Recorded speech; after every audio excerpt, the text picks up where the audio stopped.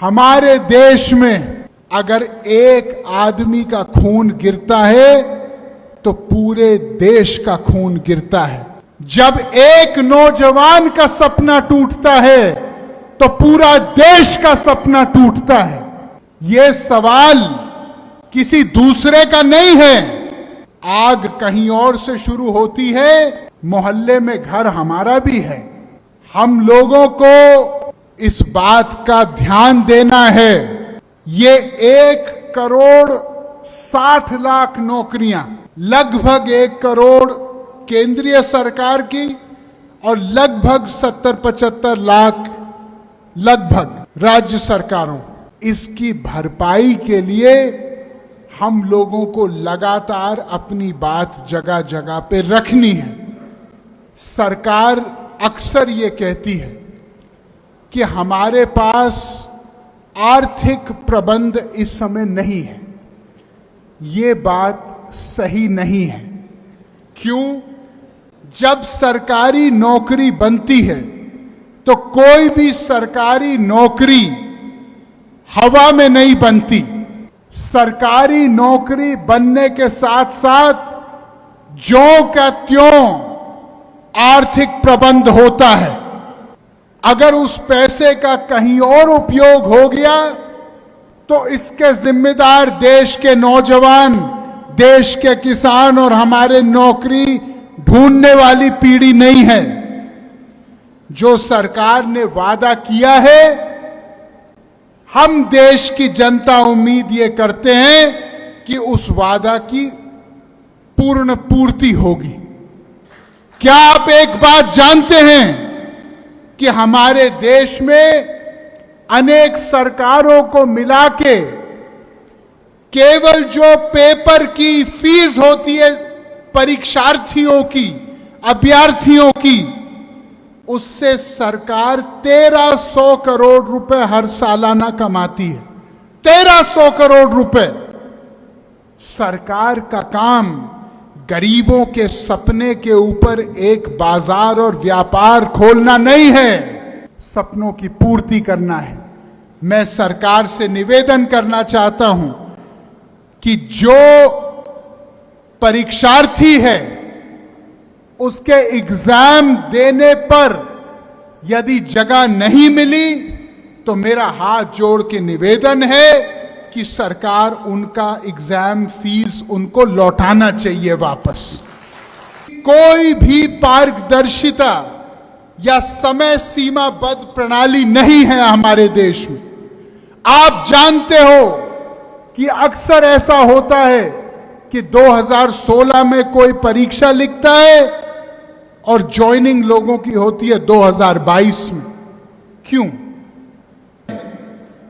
क्या आप जानते हो कि हमारे देश में जब एक नौजवान किसान, छोटा व्यापारी जाके लोन लेने की प्रक्रिया शुरू करता है तो इसके आंकड़े मैं आपको बताना चाहता हूं, 80% के आसपास लोन हमारे देश में, सरकारी आंकड़ा है, मेरा आंकड़ा नहीं है, लगभग 80% लोन उन उद्योगपतियों को केवल मिलते हैं जिनकी सालाना लेन देन, जिनका ईयरली टर्नओवर 100 करोड़ से ऊपर है। 55% केवल उन लोगों के पास जाता है जिनका सालाना लेन देन 1000 करोड़ से ऊपर है। यह सरकारी आंकड़ा है वित्त मंत्रालय का। जो बाकी 20% है वो कहां जाता है? 20% में 13% उन उद्योगों को जाता है जो सालाना लेन देन 5 करोड़ से लेकर 100 करोड़ तक है। इसका मतलब 99.9% जो भारत है उसको मात्र 7% लोन मिलता है हिंदुस्तान का। अब जब एक आम आदमी आत्मनिर्भर होने का रास्ता तय करेगा तो क्या वो अपने माता पिता से पूरे पैसे ले सकता है? नहीं ले सकता क्योंकि इतनी किसी के पास आमदनी नहीं है, उसको बैंक से मदद की जरूरत है। अब जब बैंक में सारे मदद की प्रणाली ही समाप्त है एक आम इंसान के लिए, तो वो सपना क्या साकार हो सकता है? आप मुझे बताइए। हम लोग ये चाहते हैं कि 10 लाख नौकरियां जो प्रधानमंत्री जी ने घोषित की वो जल्दी से जल्द हो, मुझे पूरा भरोसा है होगा। साथ साथ जो 2014 में मुख्य पत्र में कहा था कि 2 करोड़ नौकरी प्रति वर्ष मिलेगी, उसके ऊपर भी हम लोगों को सोचना है। और मैं जानता हूं कि दुनिया की आर्थिक परिस्थितियां इस समय बहुत आसान नहीं हैं। मैं किसी के ऊपर दोष नहीं डाल रहा, लेकिन मैं केवल एक बात बोलना चाहता हूं कि ये 10 लाख शुरुआत होनी चाहिए, ये 10 लाख इस रास्ते का अंत नहीं होना चाहिए। जो 2 करोड़ नौकरियों की बात की गई थी वो नौकरियों की पूर्ति भी होनी चाहिए देश में, तभी गरीबी छटेगी। बात करना चाहता हूं इस अग्निपथ योजना की, जिसके ऊपर आज ही मैंने एक पत्र लिखा है माननीय रक्षा मंत्री जी को। यह अग्निपथ जो योजना है, इसके बारे में कई नौजवानों ने पिछले 2 दिन में मुझे सोशल मीडिया पे लिख के, फेसबुक ट्विटर पे लिख के अपनी चिंताएं मेरे सामने रखी हैं। भाइयों, मैं सेना में तैनात एक नौजवान को एक सरकारी नौकर मुलाजिम नहीं मानता, मैं उसको एक तपस्वी, एक योद्धा मानता हूं।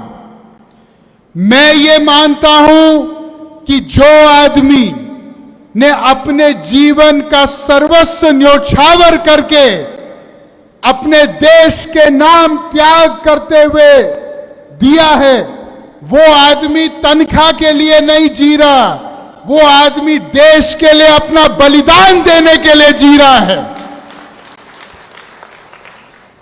हम उसको तनख्वाह तक सीमित ना करें, ना उसको आंखें तनख्वाह से।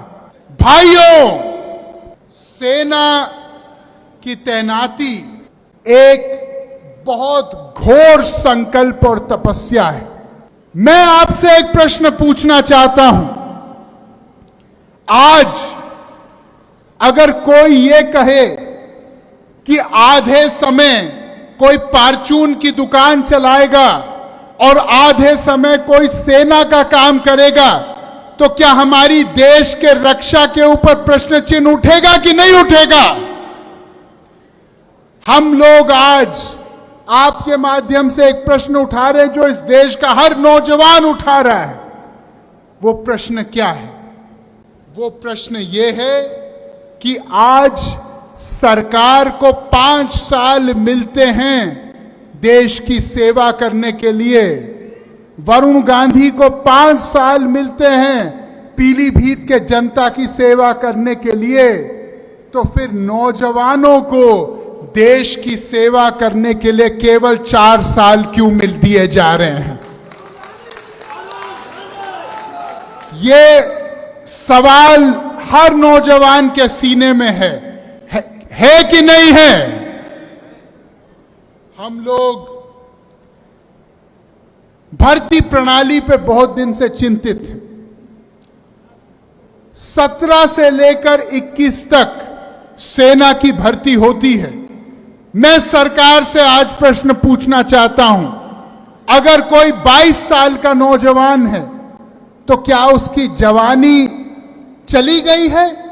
उसकी जवानी कोई काम की नहीं है देश के लिए? अगर कोई 24 साल का लड़का है तो क्या अगर वो देश के लिए अपना खून देना चाहता है तो क्या उसका खून बेकार है देश के लिए? ये प्रश्न हमको पूछने चाहिए। 1 करोड़ से ज्यादा रिक्त पद इस समय भारत सरकार में खाली पद पड़े हैं। ये मैं नहीं कहता, ये सरकार का अपना आंकड़ा कहता है। मैं प्रधानमंत्री जी से निवेदन करना चाहता हूं कि इससे पहले कि हम लोग 10 लाख नई नौकरियां बनाए, ये 1 करोड़ जो खाली पद हैं, अगर ये 1 करोड़ खाली पद ही हम लोग उनकी भरपाई करें तो लगभग 5 से 10 करोड़ लोग खड़े उठेंगे।